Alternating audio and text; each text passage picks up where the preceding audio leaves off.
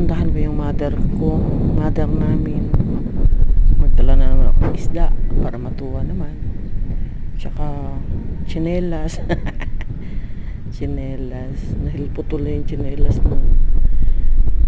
Magdala kami ng isda para ulam nila. Gulay. Mga ricado. Hot dogs. And ang paborito niyang ginamos.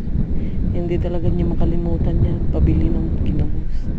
Tsaka nagbigay naman din yung kuya namin ng grocery minsan.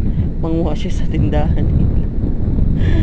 Buti naman at mabait naman yung asawa niya, yung bayaw ko. Tapos salamat din naman.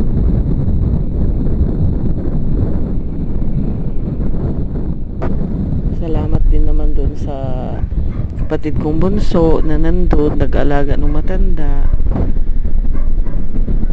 tagalaba, tagaluto, tagalinis sa bahay, kasi wala pa siyang trabaho ngayon kasi kakatapos lang ng kontrata. Yan, magtulungan na lang tayo para sa nanay natin.